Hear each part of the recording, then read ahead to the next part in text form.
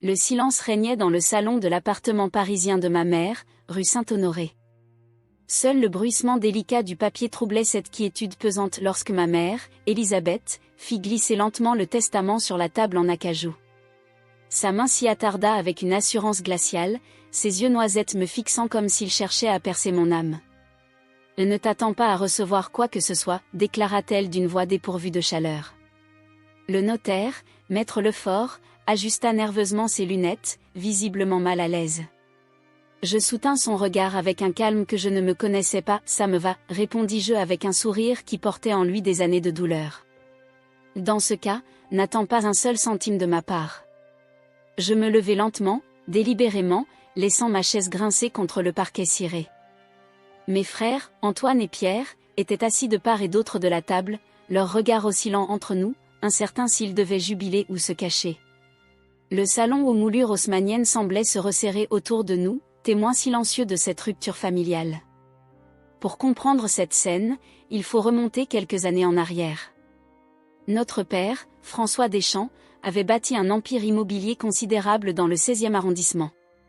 À sa mort inattendue 2 ans plus tôt, nous pensions tous que son patrimoine serait divisé équitablement.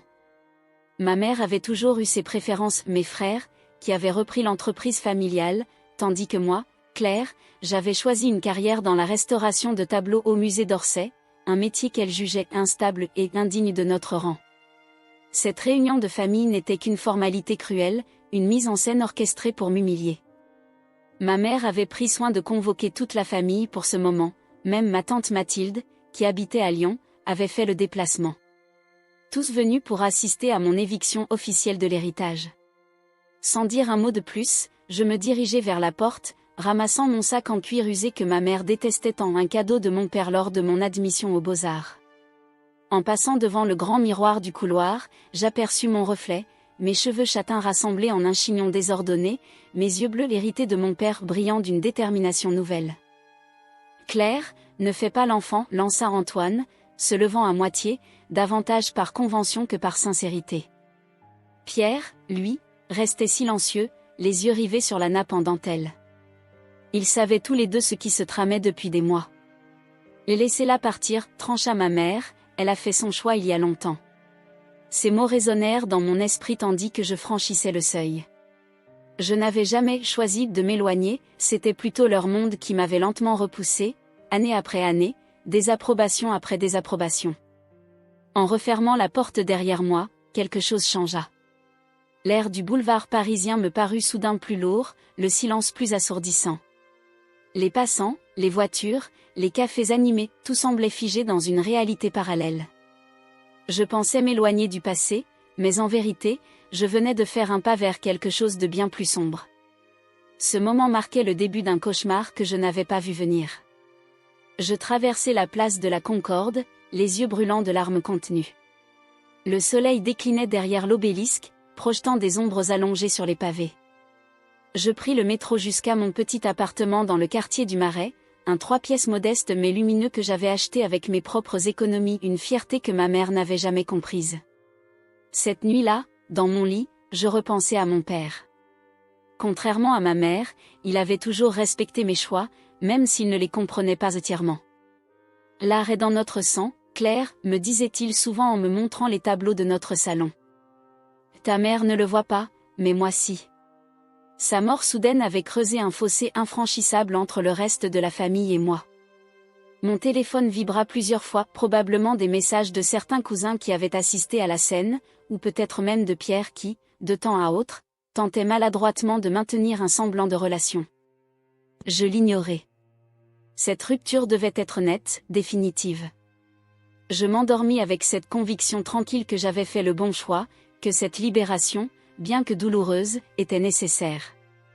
Mais tandis que je sombrais dans le sommeil, une sensation étrange m'envahit, comme si quelque chose s'était mis en mouvement, quelque chose d'ancien et d'inexorable, qui avait attendu précisément ce moment pour se réveiller. Je ne pouvais pas savoir alors que mon acte de défiance avait déclenché des forces que je ne pouvais pas comprendre, des forces ancrées dans l'histoire même de notre famille. Des forces qui n'allaient pas me laisser partir si facilement. Le premier signe apparut 2 nuits après cette confrontation chez ma mère. Je me réveillai en sursaut, les lumières de mon appartement clignotaient bien que j'étais certaine d'avoir tout éteint avant de me coucher. Je tâtonnais dans le noir pour trouver l'interrupteur, persuadée d'avoir rêvé. Mais non, les appliques murales vacillaient comme animées d'une volonté propre. Mon téléphone refusait de se charger et chaque message que j'envoyais semblait disparaître dans le néant numérique. Au début, j'accusais une banale surtension électrique, peut-être même un problème avec le réseau des télécommunications qui affectait tout le quartier. La gardienne de l'immeuble, Madame Rousseau, n'avait pourtant signalé aucune anomalie quand je l'avais croisée en sortant chercher mon pain à la boulangerie Moreau. « Tout va bien, ma petite Claire ?» m'avait-elle demandé en me voyant descendre les escaliers, les traits tirés par une nuit agitée. « Juste des soucis électriques » avais-je répondu vaguement. Plus je tentais de minimiser ces incidents, plus ils devenaient fréquents et inexplicables. Je me surprenais à parler toute seule, à rassurer les murs de mon appartement, c'est rien, juste une coïncidence. Mais au fond de moi, je sentais que quelque chose ne tournait pas rond. Un matin, en préparant mon café dans ma cuisine carrelée de blanc, j'aperçus une photo de ma famille posée soigneusement sur la table, une photo que j'avais jetée des années auparavant après une dispute particulièrement violente lors du Noël de mes 20 ans. Elle avait été brûlée sur les bords, comme si quelqu'un avait tenté de la détruire sans y parvenir. Au verso, dans une écriture étrangement similaire à celle de mon père, étaient griffonnés ces mots: « Tu n'aurais pas dû partir ». Mon cœur s'emballa tandis que j'inspectais chaque recoin de mon appartement à la recherche du moindre signe d'effraction. Les serrures étaient intactes, la fenêtre donnant sur la cour intérieure parfaitement fermée. Rien n'indiquait qu'un intrus s'était introduit chez moi. Pourtant, j'étais envahie par cette sensation glaciale de ne plus être seule. Je contactai mon amie Camille, professeure d'histoire à la Sorbonne, la seule personne à qui je pouvais confier ces étrangetés sans craindre d'être jugée folle. « Tu crois aux fantômes ?» lui demandai-je tandis que nous étions attablés à la terrasse du Café des Artistes, place Saint-Michel. Son regard se fit sérieux derrière ses lunettes rondes. « Je crois surtout aux explications rationnelles, mais aussi aux choses qui dépassent notre entendement. » « Que se passe-t-il, Claire ?» Je lui racontai tout, les lumières, le téléphone, la photo. Quand j'eus terminé, elle se pencha vers moi. « Tu as pensé que ça pourrait avoir un lien avec ce qui s'est passé chez ta mère ? Des remords, peut-être ? Des remords ? » Je secouai la tête. Pourquoi en aurais-je ? C'est elle qui m'a rejeté. Camille haussa les épaules. L'esprit humain est compliqué. Parfois, on projette nos peurs les plus profondes. Cette explication était rassurante, mais elle ne tenait pas longtemps face à ce qui suivit. Les rêves commencèrent. Nuit après nuit, je voyais ma mère dans une pièce obscure, murmurant des noms que je ne reconnaissais pas. Je me réveillais en sueur, incapable de me souvenir précisément de ses paroles, mais ses yeux froids et impitoyables, restaient gravés dans ma mémoire. Dans l'un de ses cauchemars, elle se tenait devant l'immense bibliothèque du salon familial, ses doigts effleurant un vieux livre relié de cuir que je n'avais jamais vu. « La lignée doit être respectée », répétait-elle comme une litanie. « Le prix doit être payé. » Un soir, vers fin octobre, alors que le vent d'automne secouait les arbres du square voisin, j'entrai dans mon appartement pour découvrir toutes les horloges arrêtées à 23h47, l'heure exacte du décès de mon père, une information que seule la famille connaissait. Ce détail me glaça le sang plus que tout le reste. Je commençai à documenter ces phénomènes dans un petit carnet Moleskine, notant date, heure et circonstances. Je n'étais plus certaine de pouvoir faire confiance à mes propres perceptions. Étais-je en train de perdre la raison ? La rupture avec ma famille m'affectait-elle plus que je ne voulais l'admettre ? Une nuit, épuisée par des semaines d'insomnie, je m'assoupis devant un documentaire sur la Bibliothèque nationale. Dans mon rêve, je marchais dans les sous-sols interminables de la bibliothèque, entre des rayonnages anciens remplis d'archives familiales. Au bout d'un couloir, je vis mon père penché sur un registre. Quand il se retourna, son visage était d'une pâleur cadavérique. « Le testament, murmura-t-il, ce n'est pas qu'une question d'argent, Claire. C'est une protection. Un pacte. » Je me réveillai en hurlant, le corps tremblant, avec la conviction inébranlable que quelque chose n'allait pas. Et que cela avait bien un rapport avec ce testament, avec cette famille que j'avais quittée. Ce n'était pas juste une suite de coïncidences malheureuses ou le fruit de mon imagination. C'était quelque chose de plus profond, de plus ancien. J'appelai Pierre le lendemain matin, brisant mon vœu de silence. Sa voix était distante, prudente. « Est-ce que quelque chose d'étrange s'est passé dans la famille récemment ?» demandai-je sans préambule. Un silence. Puis, « Pourquoi tu demandes ça ?»« Réponds-moi, Pierre. » Il soupira. « Maman est différente depuis que tu es parti. Elle passe des heures enfermée dans le bureau de papa. Antoine dit que c'est normal, le stress de la succession et tout ça, mais... » « Mais quoi ? » ?»« Rien. Tu devrais l'appeler toi-même si tu t'inquiètes. » Appeler ma mère n'était pas une option. Mais il y avait quelqu'un d'autre, quelqu'un qui avait toujours été différente du reste de la famille, ma tante Mathilde, la sœur cadette de ma mère. Plus douce, plus compréhensive, et surtout, plus spirituelle. Si quelqu'un pouvait m'éclairer, c'était elle. Je savais que ce que je m'apprêtais à faire allait me replonger dans un monde que j'avais voulu fuir. Mais au fond de moi, je sentais que je n'avais pas le choix. Quelque chose s'était mis en marche, quelque chose qui semblait me poursuivre jusque dans les recoins les plus intimes de mon existence. Et je devais découvrir ce que c'était avant qu'il ne soit trop tard. Le train pour Lyon filait à travers les paysages de la Bourgogne, mais mon regard restait fixé sur mon reflet dans la vitre. J'avais l'impression que cette image de moi-même me dévisageait avec une curiosité malsaine. 3 jours après mon appel à Pierre, me voilà en route vers la seule personne qui pourrait encore me parler honnêtement, ma tante Mathilde. La gare de Lyon-Part-Dieu m'accueillit sous une pluie fine et mélancolique. Mathilde m'attendait sous son parapluie violet, son écharpe en cachemire enroulée autour de son cou fin. À 60 ans, elle gardait cette élégance discrète qui la distinguait de sa sœur aînée, ma mère, toujours plus ostentatoire. « Ma petite Claire » murmura-t-elle en m'embrassant. Son parfum d'ambre et de jasmin me rappela instantanément les rares moments de bonheur de mon enfance, quand elle venait passer Noël à Paris. « Tu as l'air épuisée. »« Je ne dors plus très bien » admis-je en la suivant jusqu'à sa Citroën vintage. Le trajet jusqu'à sa maison de Sainte-Foy-les-Lyons se fit dans un silence relatif, ponctué seulement par ses questions sur mon travail au musée. Je n'osais pas aborder le vrai sujet de ma visite dans cette voiture qui semblait soudain trop petite, trop étouffante. Sa demeure, nichée sur les hauteurs surplombant la ville, était exactement comme dans mes souvenirs, une bâtisse du XIXe siècle au volet bleu lavande, entourée d'un jardin sauvage où se mêlaient rosiers anciens et herbes aromatiques. L'intérieur était un mélange harmonieux d'antiquités chinées et d'œuvres d'art contemporain, un reflet de l'esprit libre de Mathilde qui avait toujours navigué entre tradition et modernité. « Maintenant, dis-moi ce qui t'amène vraiment » dit-elle en me servant une tisane de verveine dans le salon aux poutres apparentes. La pluie tambourinait contre les fenêtres, créant un cocon sonore propice aux confidences. Je lui racontai tout, la scène du testament, mon départ, puis les phénomènes inexplicables, les rêves, la photo carbonisée. À mesure que je parlais, son visage se décomposait. Quand j'eus terminé, elle était pâle comme la mort. « Ta mère ne t'a jamais rien dit, n'est-ce pas » chuchota-t-elle. « Ce testament, ce n'est pas juste une question d'argent. C'est une protection. Un pacte. » Les mots exacts de mon père dans mon rêve. Je frissonnai. « Un pacte ?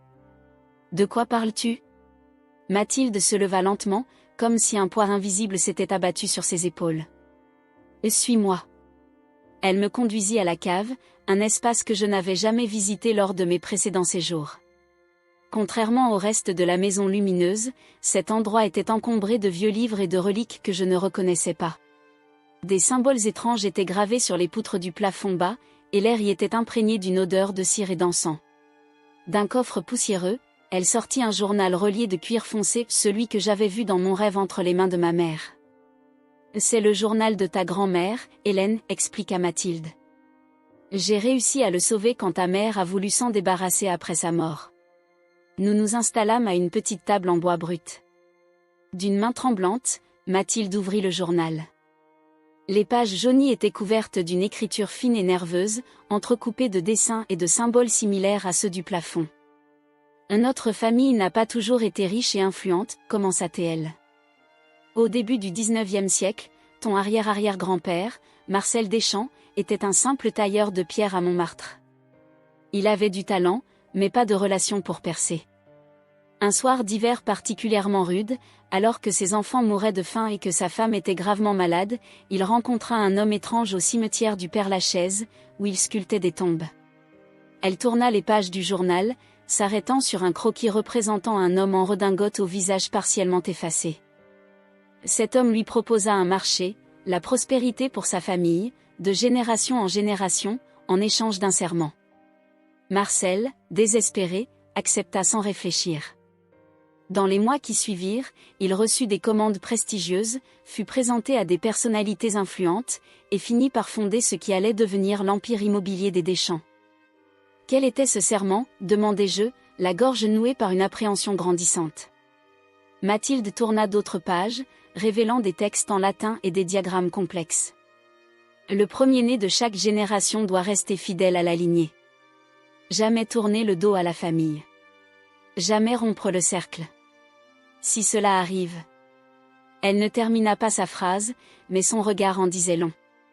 La rétribution suit, murmurai-je, reprenant les mots entendus dans mes cauchemars. Exactement. Ce pacte a garanti notre richesse et notre influence pendant près de 2 siècles. Mais il exige un prix, la loyauté absolue du premier-né. Ta mère est l'aînée de sa génération, comme toi de la tienne. Mon cœur s'accéléra. Attends, tu veux dire que mon rejet à cette table, ce n'était pas juste une insulte envers ma mère, mais... Ça a déclenché la rupture du pacte, confirma Mathilde. Quelque chose d'ancien s'est réveillé, Claire. Le cauchemar que tu vis maintenant n'est que le début. Tu as brisé le cercle. Maintenant, il veut te briser. Je me levai brusquement, renversant presque ma chaise. C'est absurde. Des pactes surnaturels, des malédictions familiales. On n'est pas dans un roman gothique. Mathilde resta imperturbable. Comment expliques-tu ce qui t'arrive? Les rêves prémonitoires? Les objets qui apparaissent? Les messages de l'au-delà? Il doit y avoir une explication rationnelle, insistai-je, malgré la peur qui me nouait l'estomac. J'ai passé ma vie à chercher des explications rationnelles, ma chérie. J'ai étudié la psychologie à la Sorbonne, j'ai voyagé à travers le monde pour comprendre les phénomènes paranormaux. Et tout me ramène toujours à cette conclusion, certaines forces dépassent notre entendement. Elle se leva et se dirigea vers une étagère d'où elle sortit une boîte en bois sculptée. À l'intérieur, une collection de photographies anciennes. Elle en sélectionna une et me la tendit. Regarde. C'était une photo sépia montrant une jeune femme d'une vingtaine d'années, vêtue à la mode des années 1920. Son visage m'était étrangement familier. C'est Sophie, la sœur de ton grand-père, expliqua Mathilde. Elle aussi était l'aînée de sa génération. Elle a rejeté la famille pour suivre un artiste à Montparnasse. 3 mois plus tard, on l'a retrouvée dans son atelier. Officiellement, une crise cardiaque. Mais regarde ses yeux. Je scrutais le regard de la jeune femme. Même à travers le grain de la photo ancienne, on pouvait y lire une terreur indicible. Et elle n'est pas la seule, poursuivit Mathilde en sortant d'autres photographies. Chaque fois qu'un premier-né a tenté de rompre le pacte, la même fin l'attendait. Ma tête tournait.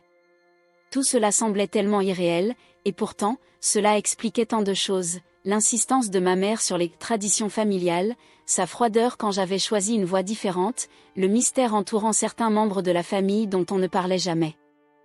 Qu'est-ce que je peux faire, demandai-je finalement, ma voix à peine audible. Mathilde me prit les mains. Les siennes étaient froides, mais fermes. Tu as 2 options, retourner vers ta mère, accepter ton rôle, te soumettre au pacte. Ou le combattre. Mais ce ne sera pas facile. Ce que tu affrontes n'est pas juste une superstition, Claire. C'est une entité ancienne et puissante qui se nourrit de notre lignée depuis des générations. Un éclair illumina brusquement la cave à travers un soupirail, projetant des ombres inquiétantes sur les murs. Le tonnerre gronda au loin, comme pour ponctuer les paroles de Mathilde. Comment le combattre, demandai-je, déterminé malgré ma peur. Mathilde sourit tristement. C'est pour ça que je t'ai toujours admirée, Claire. Tu ne recules jamais. Elle referma le journal de ma grand-mère. Et d'abord, tu dois comprendre ce à quoi tu as affaire. Ensuite, nous chercherons un moyen de rompre le pacte définitivement. Cette nuit-là, je dormis dans l'ancienne chambre d'enfant de ma mère, entourée de livres ésotériques que Mathilde m'avait prêtés. La pluie avait cessé, mais l'air restait chargé d'électricité. Avant de me coucher, j'avais placé un vieux pendentif en argent sous mon oreiller, une protection ancestrale, selon ma tante. Malgré ces précautions, le sommeil ne fut pas paisible. Dans mes rêves, je me retrouvais dans le cimetière du Père-Lachaise, devant une tombe sans nom. De la terre fraîchement retournée émergeait une main squelettique tenant un parchemin. Une voix résonnait autour de moi, le sang appelle le sang. La dette doit être payée. Je me réveillai en sursaut, trempé de sueur malgré la fraîcheur de la nuit. À la fenêtre, une silhouette semblait m'observer depuis le jardin. Quand j'allumai la lampe, elle avait disparu. Mais sur la vitre, tracée dans la condensation, ces mots, le cauchemar ne fait que commencer. Je rentrai à Paris 2 jours plus tard, le journal de ma grand-mère dans mon sac et l'esprit encombré de révélations. Mathilde m'avait supplié de rester plus longtemps, craignant que je ne sois plus vulnérable seule. Mais je devais reprendre mon travail au musée, les tableaux de Monet n'allaient pas se restaurer tout seuls. Appelle-moi tous les jours, m'avait-elle dit en m'embrassant sur le quai de la gare. Et surtout, ne reste jamais seule dans le noir. Ce conseil, qui m'avait paru mélodramatique sous le soleil matinal de Lyon, prit tout son sens dès mon retour dans mon appartement du Marais. Ce qui suivit ne pouvait s'expliquer par aucune logique rationnelle. Un matin, en me brossant les dents, je remarquai que mon reflet ne suivait pas exactement mes mouvements. Avec une seconde de retard, comme si une autre personne imitait mes gestes. Puis il se mit à sourire alors que mon propre visage restait figé d'horreur. Je reculai précipitamment, renversant le flacon de parfum posé sur le lavabo. Je me convainquis qu'il s'agissait d'une hallucination due à la fatigue. Mais comment expliquer les ombres qui se déplaçaient dans des pièces que je n'avais pas encore visitées? Les murmures qui résonnaient dans le silence, et plus d'une fois, ces silhouettes aperçues au bout du couloir, qui s'évanouissaient dès que je m'approchais. « Tu dois consulter », me conseilla Camille lors d'un déjeuner au café de Flore. Ce que tu décris, ce sont des symptômes classiques de stress post-traumatique. Je n'osais pas lui confier la vérité sur le pacte familial. Comment aurait-elle réagi? Elle, la rationaliste, l'historienne qui démystifiait les légendes urbaines dans ses cours à la Sorbonne. Peut-être, concédai-je en touillant mon café. Je prendrai rendez-vous. Mais je savais qu'aucun psychiatre ne pourrait expliquer ce qui m'arrivait. Le journal de ma grand-mère, que je lisais chaque soir à la lueur d'une bougie, l'électricité de mon appartement étant devenue capricieuse, me révélait une histoire familiale bien plus sombre que je ne l'aurais imaginé. Hélène, ma grand-mère, avait-elle aussi tenté de s'éloigner du pacte dans sa jeunesse. Amoureuse d'un jeune résistant pendant l'occupation, elle avait prévu de fuir avec lui en Suisse. La veille de leur départ, il fut retrouvé mort, apparemment victime d'une crise cardiaque. La description de son visage, marqué par une terreur indicible, correspondait exactement à celle de Sophie, cette grand-tante des années 1920. Une nuit, je me réveillai en suffoquant, cherchant désespérément mon souffle. L'empreinte d'une main était clairement visible sur ma poitrine, comme si quelqu'un ou quelque chose m'avait maintenu plaqué contre le matelas. Je courus jusqu'à la salle de bain et découvris avec horreur un message tracé dans la buée du miroir, « Reviens » avant qu'il ne soit trop tard. Je hurlai, renversant la lampe qui se brisa en 1000 éclats, pulvérisant l'illusion de sécurité que j'avais tenté de maintenir autour de moi. Cette nuit-là, je dormis recroquevillé dans ma baignoire, un couteau de cuisine à portée de main, les lumières allumées et la radio réglée sur France Inter pour ne pas entendre les murmures qui semblaient émaner des murs. Le lendemain, au musée, je renversai un pot de solvant sur une toile en restauration, une erreur de débutante que je n'avais jamais commise en 8 ans de carrière. Mon directeur, Monsieur Leroy, me convoqua dans son bureau.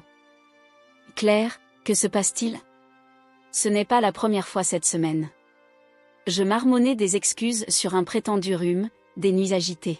« Prenez quelques jours, dit-il avec une douceur inhabituelle. Reposez-vous. Nous avons besoin de vous en pleine forme. » En quittant le musée, je croisai Jérôme, un collègue restaurateur avec qui j'entretenais une relation cordiale.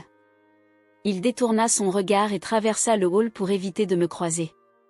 Ce n'était pas le premier. Depuis quelques jours, mes collègues m'évitaient systématiquement, prétextant des rendez-vous urgents ou faisant mine de ne pas me voir. Tu apportes une présence malsaine, m'avait finalement avoué Solène, la secrétaire du département, après que je l'ai confrontée. L'air devient glacial quand tu entres dans une pièce. Et puis, il y a les ombres derrière toi. Quelles ombres, avais-je demandé, la gorge nouée. Elle avait secoué la tête, refusant d'en dire plus. L'hantise ne se limitait plus à mon appartement. Elle me suivait partout où j'allais. Dans le métro, les passagers changeaient subtilement de place pour s'éloigner de moi. Au café où j'avais mes habitudes depuis des années, le serveur renversa mon expresso en posant la tasse, comme si ses mains tremblaient en m'approchant. Dans la rue Saint-Antoine, une vieille femme me dévisagea longuement avant de faire un signe de croix et de murmurer « maudite » sur mon passage.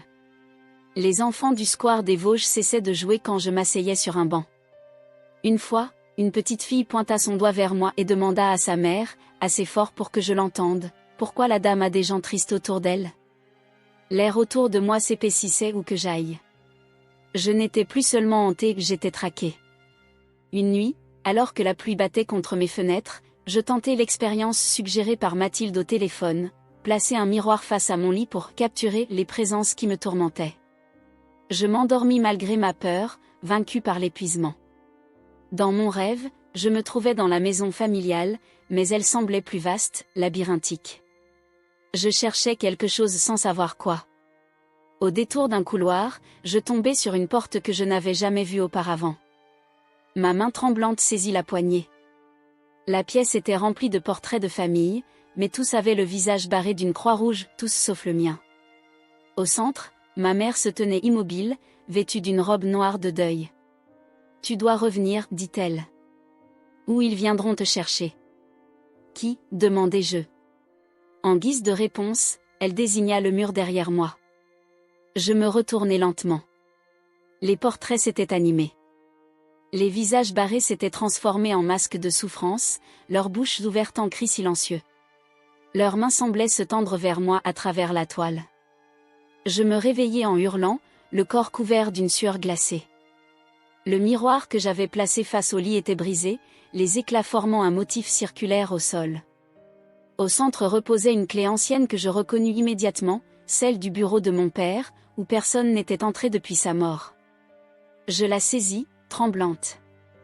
D'où venait-elle? Comment était-elle arrivée là? Mon téléphone sonna, me faisant sursauter. Claire? La voix de Pierre était tendue. Il faut que tu viennes. Maman, elle dit des choses étranges. Elle a préparé ta chambre. Elle dit que tu vas rentrer. Comment pourrait-elle savoir? Je ne sais pas, mais elle est différente depuis quelques jours. Ses yeux. Il hésita. Quelque chose ne va pas. Je crois qu'elle n'est plus vraiment elle-même. Je regardai la clé dans ma main, puis les éclats de miroir à mes pieds. Les signes étaient clairs, j'étais à un carrefour. Continuer à lutter seul contre des forces que je ne comprenais pas, ou retourner à la source même de cette malédiction. J'arrive, dis-je simplement. Je n'avais plus le choix. Avec cette décision, je sentis les ombres autour de moi s'agiter, comme impatientes. Elle m'avait poussé exactement là où elle voulait que j'aille.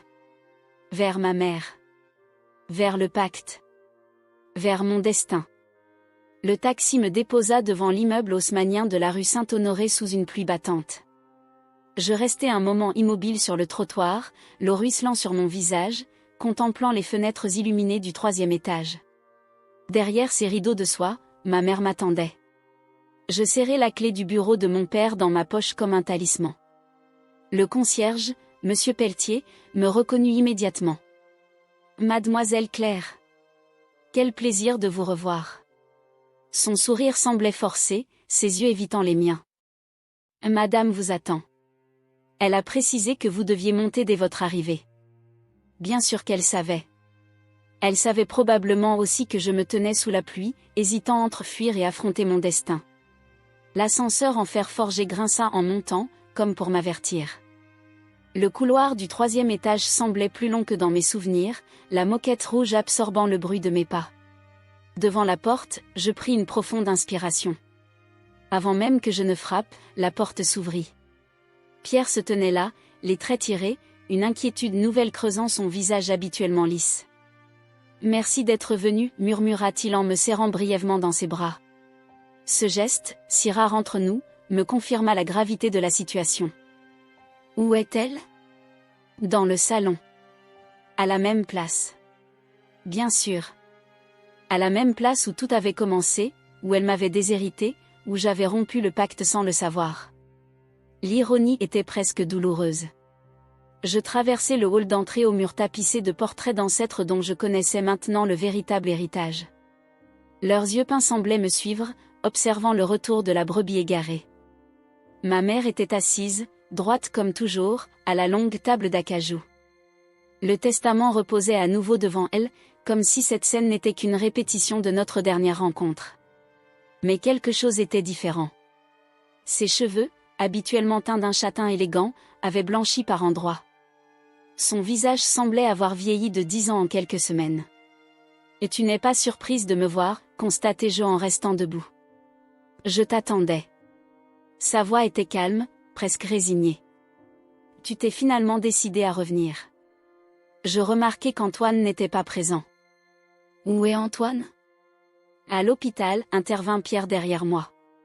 Une crise d'angoisse aiguë. Les médecins parlent d'hallucination. Ma mère fit un geste impatient de la main. Il va s'en remettre. Ce qui compte, c'est que tu sois là. Pourquoi faire ? Pour signer ce testament ? Pour me soumettre à un pacte que je n'ai jamais choisi ? Tu as amené tout ceci sur toi-même, répondit-elle. Je t'avais prévenu.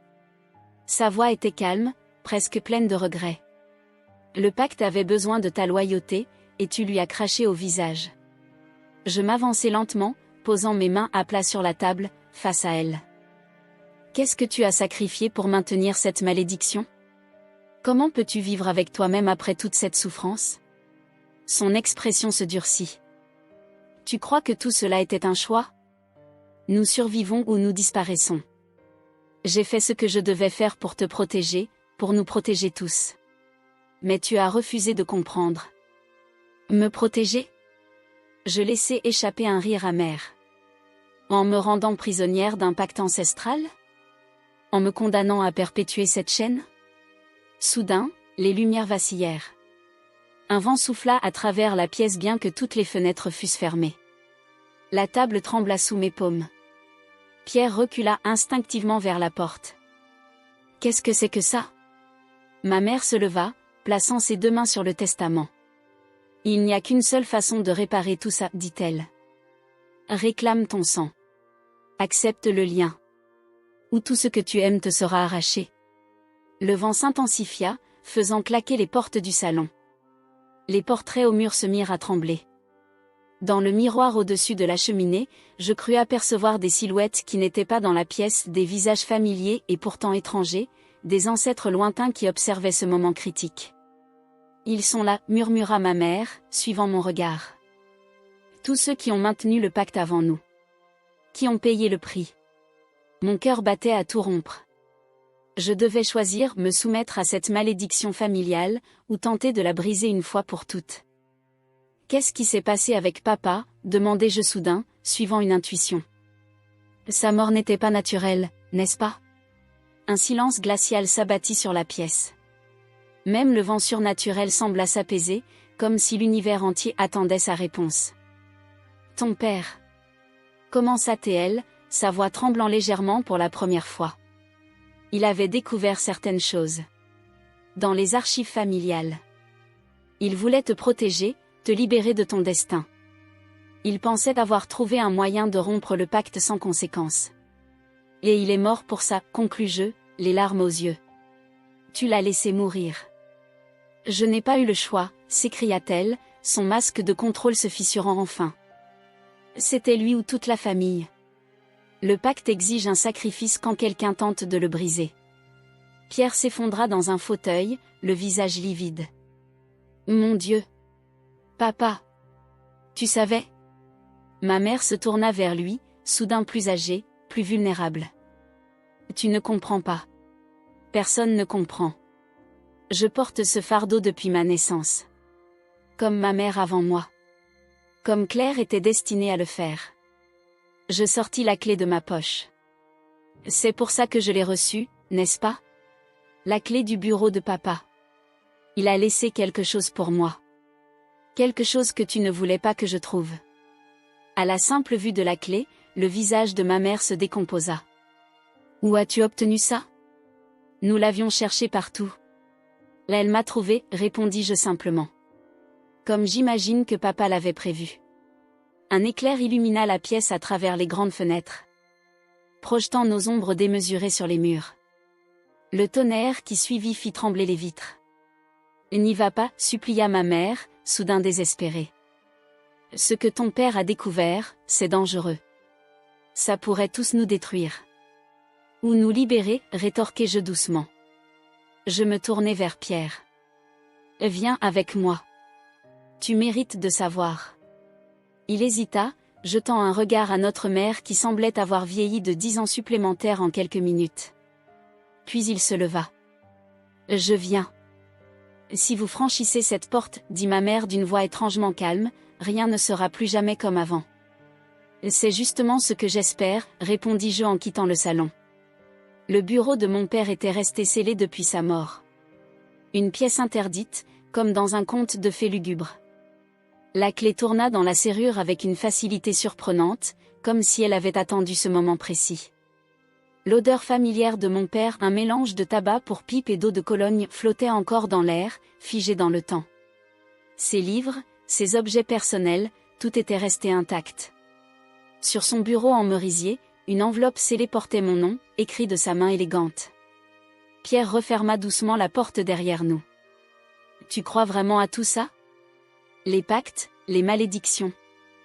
Je pris l'enveloppe avec des mains tremblantes. J'ai vu des choses ces dernières semaines. Des choses qui défient toute explication rationnelle. J'ouvris l'enveloppe. À l'intérieur, une lettre et un petit carnet relié de cuir. Je dépliai la lettre et commençai à lire à voix haute. Ma chère Claire, si tu lis ces mots, c'est que je n'ai pas réussi à briser la chaîne qui nous lie tous.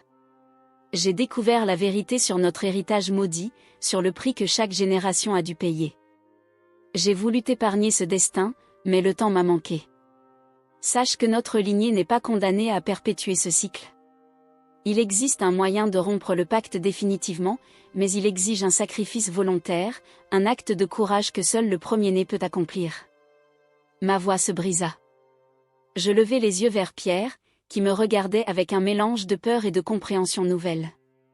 Continue, murmura-t-il.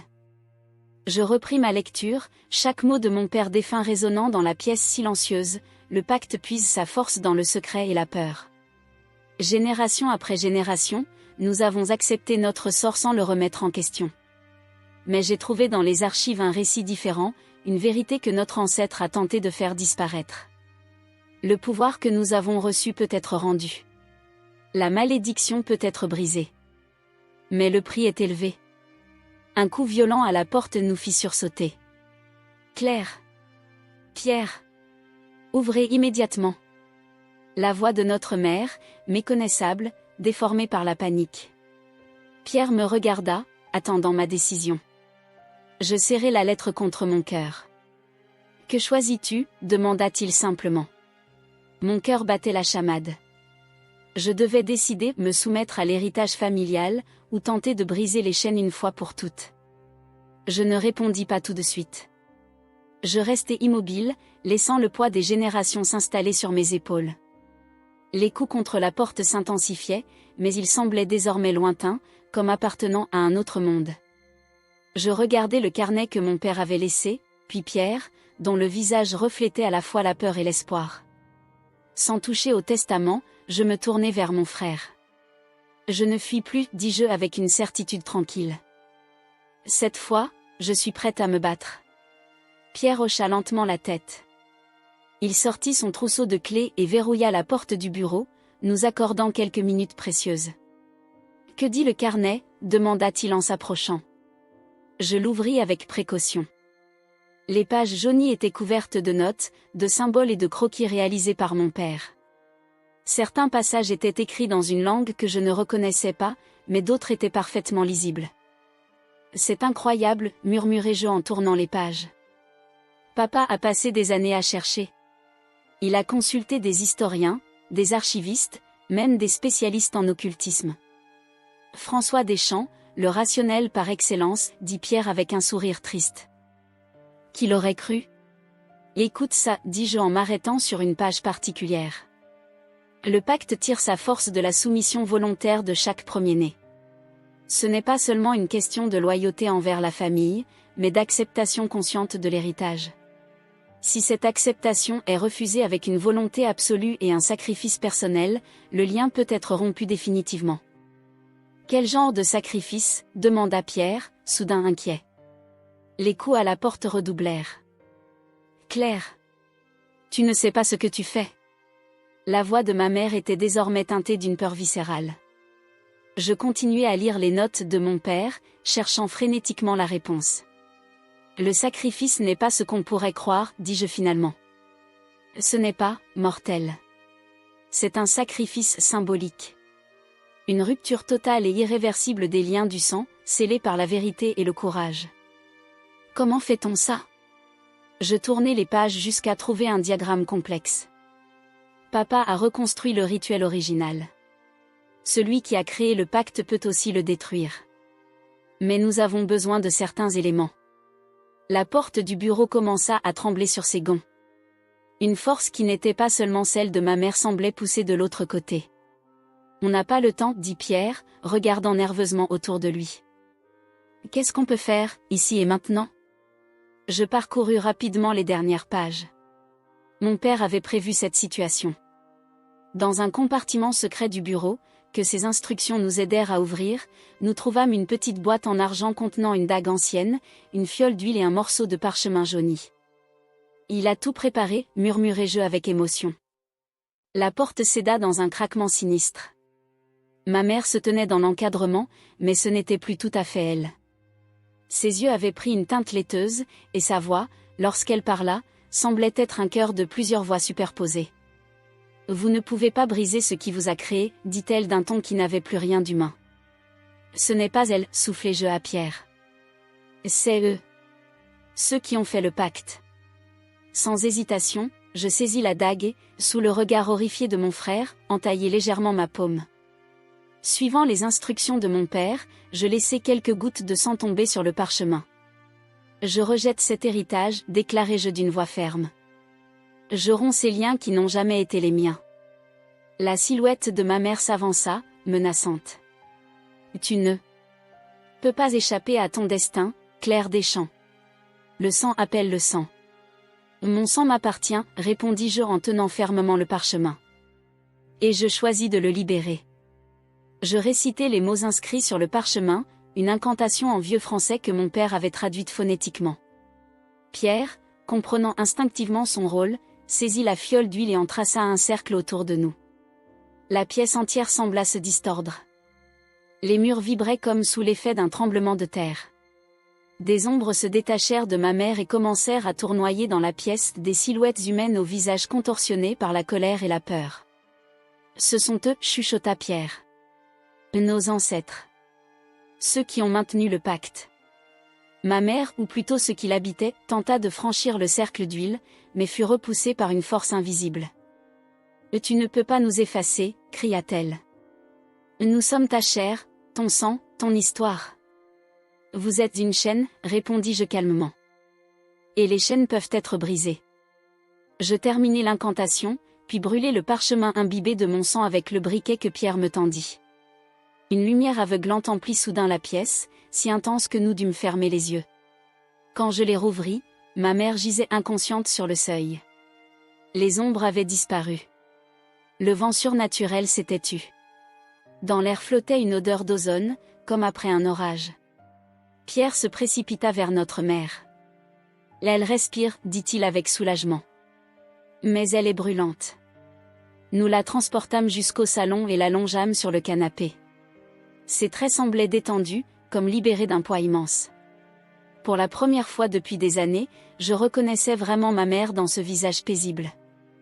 Les jours qui suivirent furent étranges, Comme si le monde reprenait lentement ses couleurs et sa consistance normale. Ma mère se réveilla le lendemain, désorientée mais étonnamment sereine.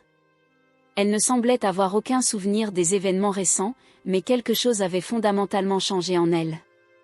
Je me sens légère, dit-elle un matin alors que je lui apportais son thé. Elle me regarda avec des yeux nouveaux, dépourvus de cette dureté qui les avait toujours caractérisés. Comme si j'avais porté un fardeau toute ma vie et qu'il avait soudainement disparu. Antoine sortit de l'hôpital une semaine plus tard, guéri de ses hallucinations. La maison familiale elle-même semblait différente, plus lumineuse, comme si des ombres séculaires s'étaient enfin dissipées. Nous n'avons jamais reparlé ouvertement de cette nuit, ni du pacte. Certaines vérités sont trop lourdes, trop étranges pour être évoquées à la lumière du quotidien. Mais nous savions, Pierre et moi. Et quelque part, à un niveau plus profond, je crois que ma mère et Antoine le savaient aussi. Je quittai à nouveau la maison familiale 3 semaines plus tard, mais cette fois, ce n'était pas une fuite. J'embrassai ma mère sur le seuil, et elle me serra contre elle avec une tendresse nouvelle. « Ton père serait fier, murmura-t-elle simplement. » Je retournai à mon appartement du Marais, qui avait retrouvé son calme et sa normalité. Plus de lumière vacillante, plus de reflets étranges dans les miroirs. Les cauchemars s'estompèrent progressivement, remplacés par des rêves ordinaires dont je ne me souvenais plus au réveil. Je repris mon travail au musée, où mes collègues m'accueillirent comme si rien ne s'était passé. Peut-être avaient-ils oublié. Ou peut-être que la présence malsaine qu'ils avaient ressentie n'était plus là. Ma tante Mathilde vint me rendre visite à Paris quelques mois plus tard. Nous nous promenâmes le long de la Seine, sous les arbres bourgeonnants du printemps naissant. « Et tu as réussi à faire ce que des générations n'ont pas osé tenter, dit-elle en me prenant le bras. Et tu nous as tous libérés. » Je n'étais pas seule, répondis-je en pensant à mon père, à ses recherches méticuleuses, à son sacrifice ultime. Non, mais c'est toi qui as eu le courage d'agir. Elle s'arrêta pour me regarder avec intensité. Tu sais ce que cela signifie, n'est-ce pas? L'empire des champs, il va probablement décliner. La chance surnaturelle qui nous a favorisés pendant 2 siècles n'est plus. Je haussai les épaules. Je préfère une vie modeste et libre à une fortune bâtie sur la souffrance et la peur. Mathilde sourit. Et tu es bien la fille de ton père. Le temps passa, les saisons se succédèrent. Ma mère vendit progressivement les propriétés familiales, ne gardant que la maison de la rue Saint-Honoré. Pierre quitta l'entreprise pour ouvrir une galerie d'art, un rêve qu'il avait toujours refoulé. Antoine, étonnamment, se découvrit une vocation pour l'enseignement. Quant à moi, je continuai mon travail de restauration, redonnant vie et lumière à des œuvres oubliées. Parfois, en travaillant sur une toile particulièrement ancienne, je sentais comme un écho lointain, un murmure du passé. Mais ce n'était plus menaçant, juste le bruissement normal de l'histoire, du temps qui passe et transforme tout. Un soir d'automne, alors que je rangeais mon atelier, je trouvai par hasard une vieille photo de famille, la même qui était apparue mystérieusement sur ma table quelques mois plus tôt. Cette fois, elle n'était pas brûlée. Je la regardai longuement, mon père, ma mère, Pierre, Antoine et moi, souriant lors d'un pique-nique au jardin du Luxembourg. Je décidai de l'encadrer et de l'accrocher dans mon salon. Non par nostalgie d'un passé idéalisé, mais comme témoignage d'une famille qui avait survécu à sa propre malédiction. Qui s'était reconstruite, non pas sur un pacte ancestral, mais sur quelque chose de plus fondamental, la vérité et le pardon. Cette nuit-là, dans mon lit, j'eus un rêve différent. Je marchais dans un jardin lumineux où m'attendait mon père. « Tu as réussi, dit-il simplement en me prenant dans ses bras. Je me réveillai avec des larmes sur les joues, mais elles n'étaient pas amères. Pour la première fois depuis longtemps, je me sentais entière. J'avais affronté les ombres et j'en étais sortie non pas intacte, on ne sort jamais indemne d'une telle épreuve, mais invaincu. Et maintenant, alors que l'aube filtrait à travers mes rideaux, je me sentais prête à construire ma propre histoire, libre de tout héritage, si ce n'est celui de mon propre courage.